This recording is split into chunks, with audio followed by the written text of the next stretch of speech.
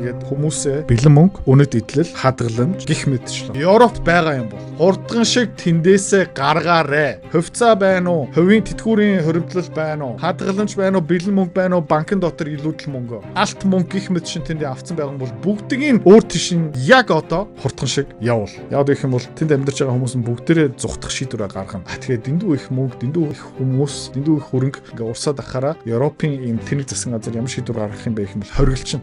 Хориглохоос өмнө мөнгө гих мэт шимаа Европоос гаргаарэ хүмүүсээ.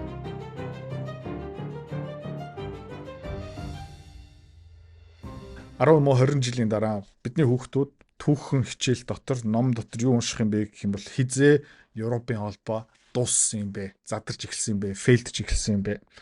За тэгээд тэр ном дотор юу бичигдсэн байж магадгүй юм бэ гэвэл 2025 оны 12 сард. Яг ингэж байгаа юм бэ гэх юм бол дөнгөж саяхан өнөөдөр Европын холбоо нэг хууль баталсан. Тэр хуулийг батлахын тулд өөрийнхөө дотоодын хуулио зөрчиж байгаа.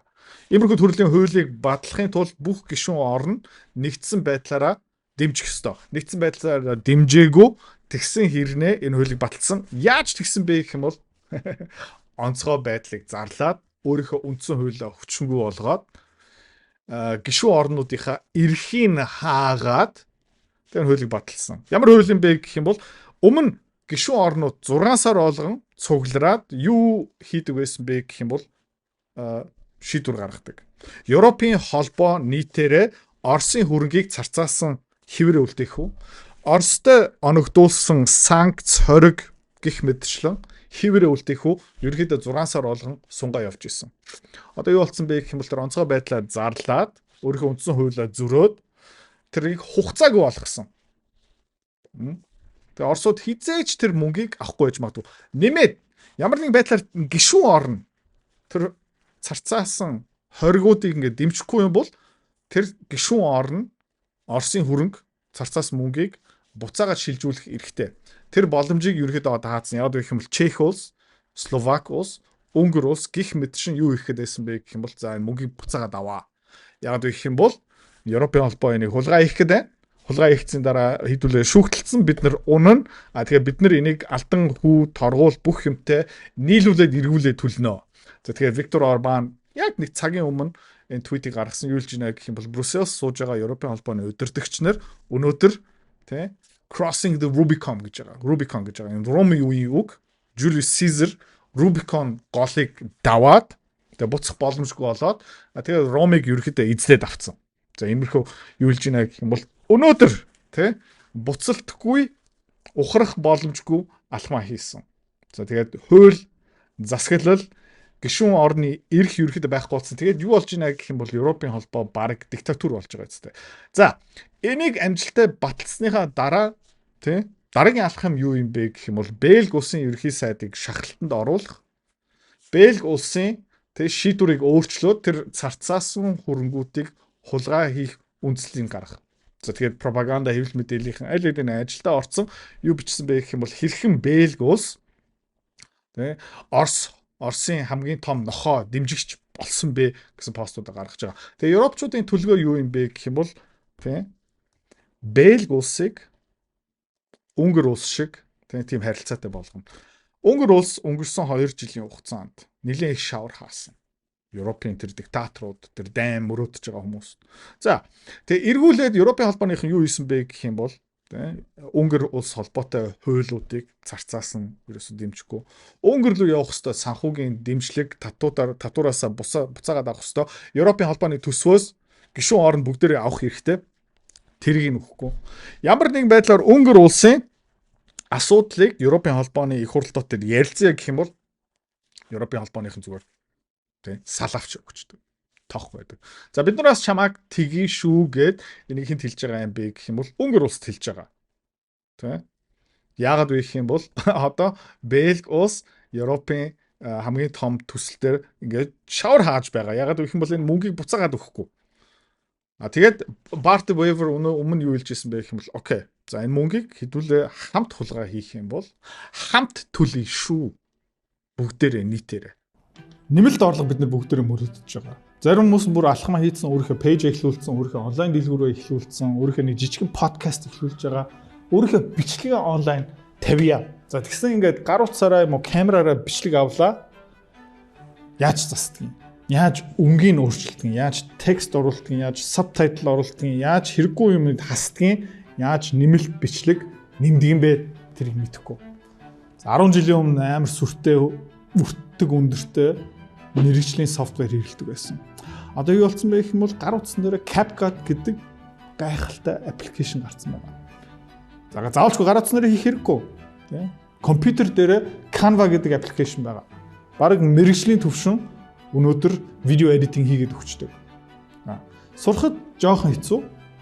Гэтэ ард нь гарчих юм бол чи өөрийнхөө хувийн бизнес, өөрийнхөө нэмэлт орлогын их усүрээ контентээрээ дамжуулаад бараг өнгөөс сурчлагаа, маркетинг, идэвхжүүл, таниулт хийх боломжтой. Пэйж эхлүүл видеонуудаа тавь.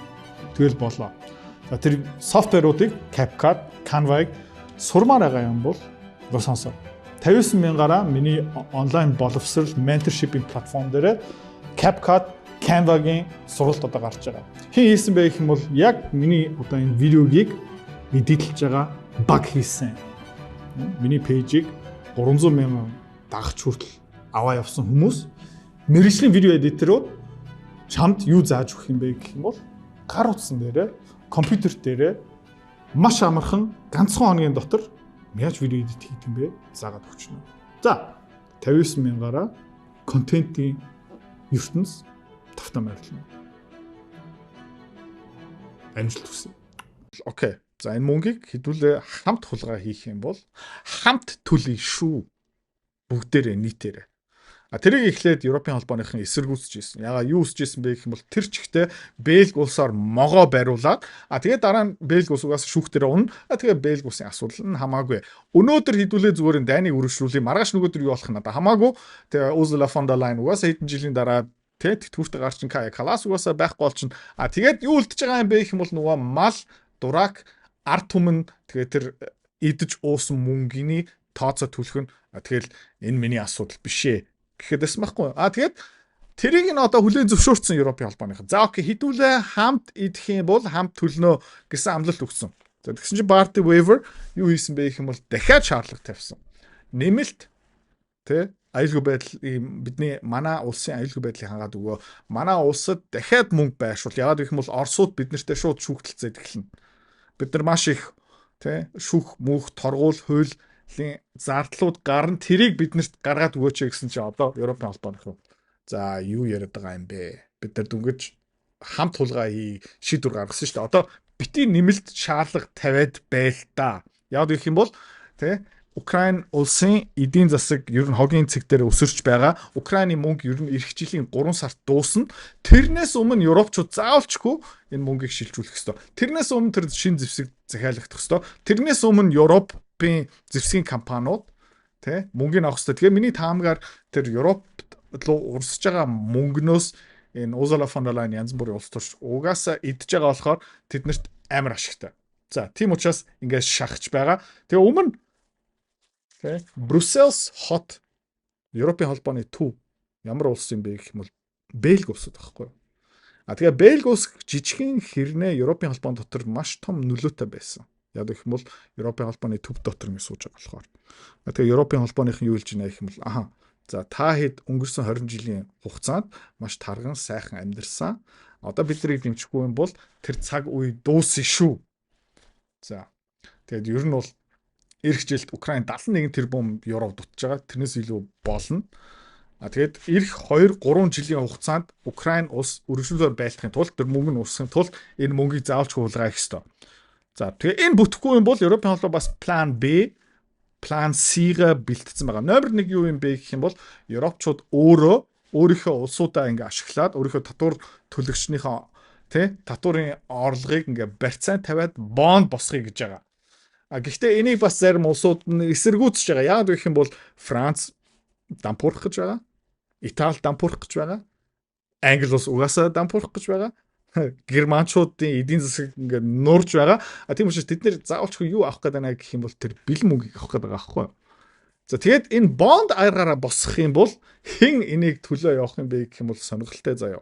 Санхүүгээ хариуцлагатай авч явсан улсууд төлөх гээд байна. Яг гэх юм бол Франц, Англи, Итали тултлан зээл авцсан. Зүгээр ингэж ойлгож болно. Франц улсын зээл нь бүр зээлтэй гэж ойлгочих заяа. Германчууд тийм байгаагүй. Одоо юу хийж байна гэх юм бол зээл авах эрхтэй гишүүдүүдээр тултлан зээл авална. Хин бэ гэх юм бол Герман, тэгээ Нордик улсууд, Швед, тэ Финлянд, тэгээ Балтик орнууд, Латвия, Эстония гэх мэтчлэн. За.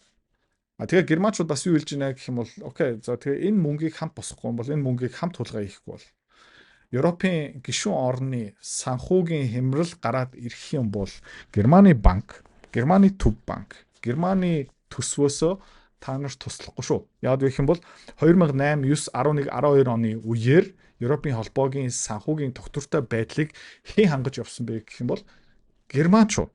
Тэгээ Фридрих Мерц юу хэлж байна гэх юм бол за дараагийн санхүүгийн хямрал ирнэ. Тэгээ Герман улсын дэмжлэг авмаар байгаа юм бол хамт хулгай хийгээрэй. Эсвэл улсынхаа татвар төлөгчийнхаа ирээдүй Украины төлөө барьцаан тавиарай. За.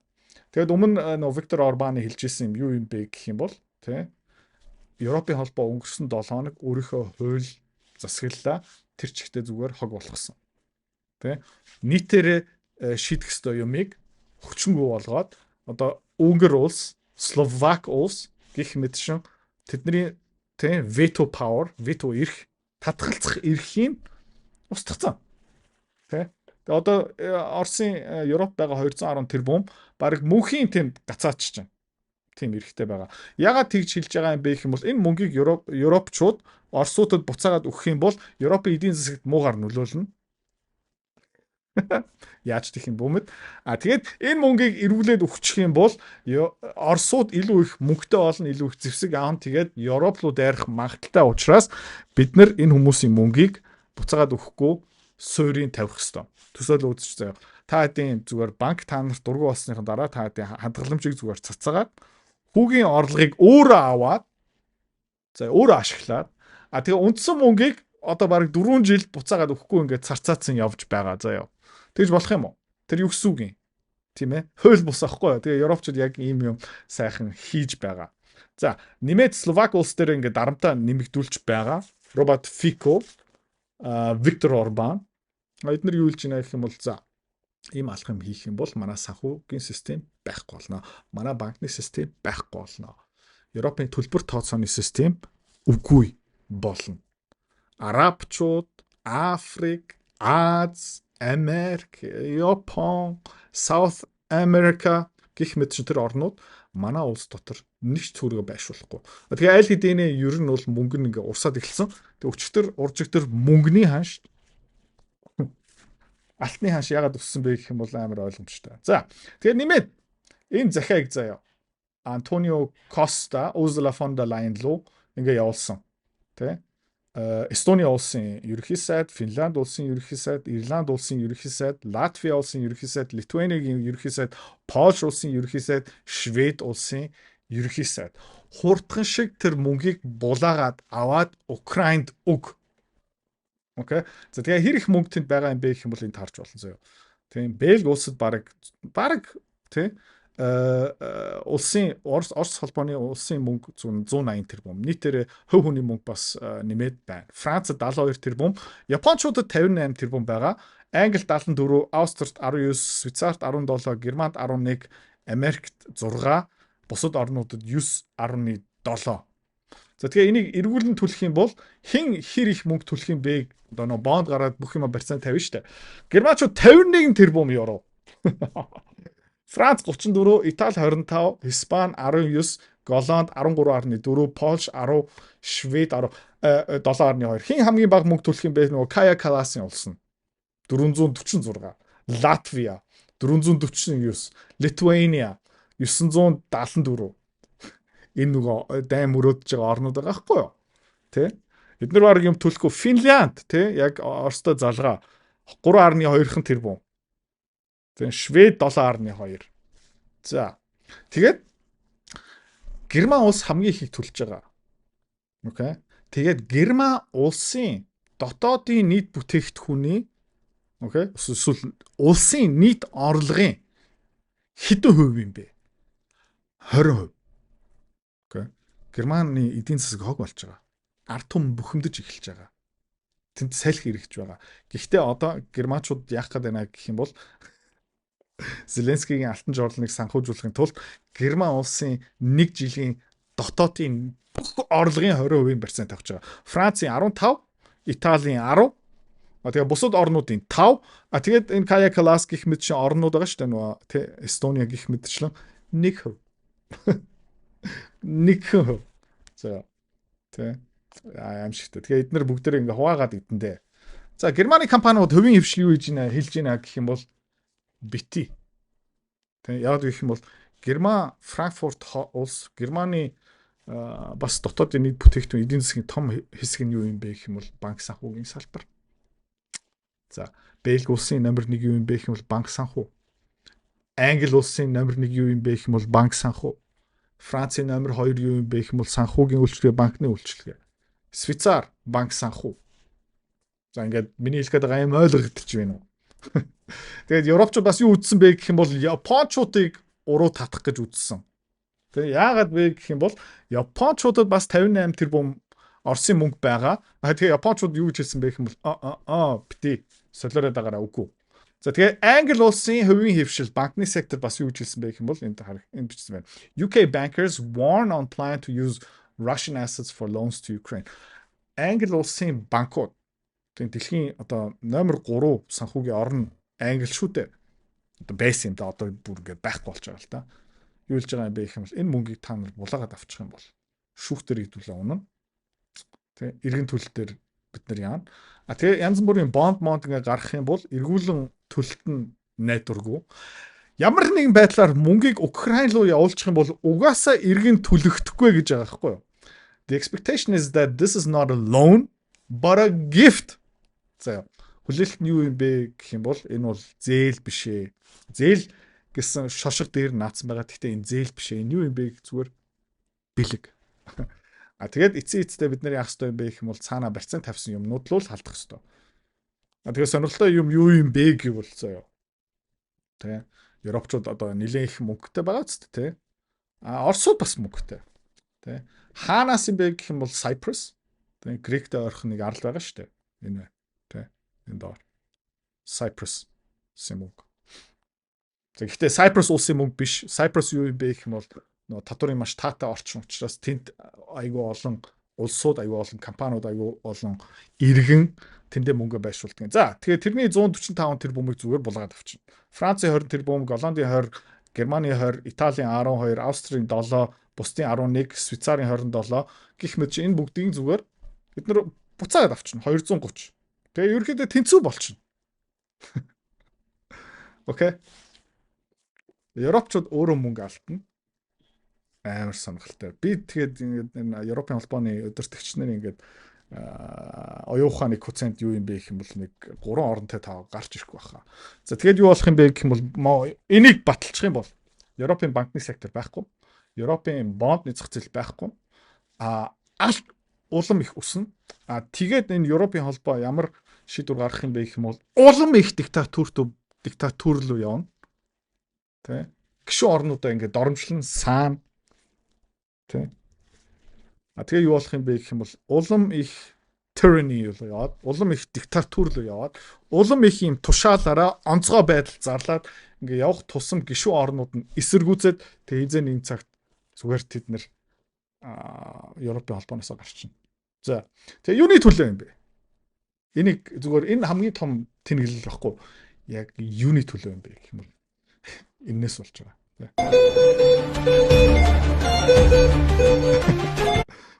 Ер нь Зеленский бараг өөхөх гээд штэ. За тэгээд ер нь бол Зеленскийг хэрхэн амьлуулдаг юм бэ гэх юм бол хэдүүлээ одоо харцгаая. Яг гэх юм бол Зеленский антибиотик хэрэггүй, ханаад нэм хэрэггүй, тэ тариа хэрэггүй. Зеленскийд юу хэрэгтэй юм бэ? Cash. Өндөртөл сэр. За тэгээд өөр юуны төлөө юм бэ гэх юм те энэ шүү дээ. Тэр 200 тэрбумыг хулгай хийгээд юу биднэрт те европчуудад юу хийх юм бэ? Тэр Фридрих Мерц одоохондоо жоохон бухимдаж байгаа. Яагаад бухимдаж байгаа? Джо Байден зөв юм байна.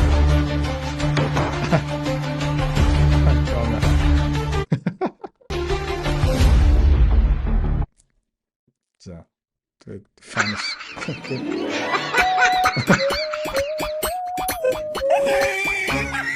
За тэгээ Америкчууд одоо арга хэмжээ аван заяа. Тэгээ хамаг мөнгө хаашаа явах юм? Европын хамаг мөнгө хаашаа явах юм? Америк л явна заяа.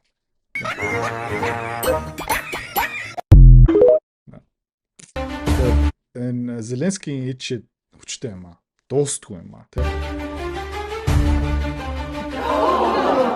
Энэ дуракууд бүгдээрээ тий 200 тэрбум евро заяа. Ямар их мөнгө юм бэ тий.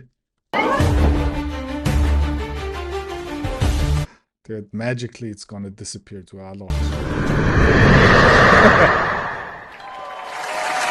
Яа, тэгээд нүдэн дээр юу харж байна гэх юм бол Европын холбооны төгсгөлийг харж байгаа. Европын холбоо анхнаасаа яагаад үссэн бэ гэх юм бол Америктэй тэмцэх. Тэ? Америкийн эсрэг нэг хүч байх.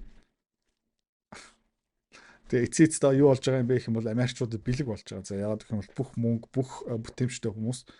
Тэгээ чи одоо Герман улстай нэг доктор, магистртэй судлаач, мудлаач байлаа гэж бодъё л та. Тэгээд Европт амьдрах юм уу? Францад амьдрах юм уу? Англид амьдрах юм уу? Чи амар ингээд хичээмээр байдаг, ингээд амьдралаа сайжруулмаар байдаг. Хэрнээ чиний улс төрчнөр чиний тийм бүх улсуудаа ингээд сүрүүлж байгаа юм бол тэгээ тэр өндөр потенциалтай бүтээмжтэй хүмүүс нь хаашаа явах юм бэ гэх юм бол Америк л явна. Хүмүүс тийшээ явна. Тэгээ энэ юу юм бэ гэх юм бол яг тэр социализм, марксизм, коммунизмын үеэр тий Германд юу болж исэн бэ? Та санаж байгаа зү. Хүний урсгалыг зогсоохын тулд, мөнгөний урсгалыг зогсоохын тулд тий яг их мөл нөө систем таалагддаг байхгүй. Систем ерөөхдөө нөгөө диктатур маягаар байсан. Дэндүү социалист байсан. Дэндүү коммунист руу явцсан. Тэгэхээр Герман хүмүүс тий Орос хүмүүс Европт буруу талтай амьдарч байгаа хүмүүс бүгдээрээ юу хийсэн бэ гэх юм бол Германаар дамжаад барууны оронд руу зүхтж исэн. Яг гэх юм бол тэр систем тэр засгийн газар тэр засаглал ард түмний эсрэг үйлдэл хийж исэн байхгүй юу? Тэгээ одоо яг адилхан юм давтагдчихэ. Европ ерөнхийдөө эсрэг юм хийж байгаа. Тэгээ удахгүй дахиад нэг хан барин заяа. Тэгээ хэдэн хоригуудыг зарлана. Тэгээд хүмүүсээ бэлэн мөнгө, үнэт идэл, хадгаламж гих мэтчлэн Европт байгаа юм бол заяа. Хурдган шиг тэндээсээ гаргаарэ. Окей? Хувьцаа байна уу? Хувийн тэтгүүрийн хоригдлол байна уу? Хадгаламж байна уу? Бэлэн мөнгө байна уу? Банкн дотор илүүдэл мөнгө. Алт мөнгө гих мэт шин тэндээ авцсан байгаа бол бүгдийг өөр тишин яг одоо тэ хурдган шиг явуул. За. Яг гэх юм бол бүгдээрээ тэнд амьдарч байгаа хүмүүс нь бүгдээрээ зүхтах шийдвэр гаргана. Тэгэхээр дэндүү их мөнгө, дэндүү их хүмүүс, дэндүү их хөрөнгө ингээ урсаад ахаараа Европын ийм тэнэг засгийн газар ямар шийдвэр гаргах юм бэ гэх юм бол хориглолчин. Хориглохоос өмнө мөнгө гих мэт шиг юм а Европоос гаргаарэ хүмүүсээ. Окей?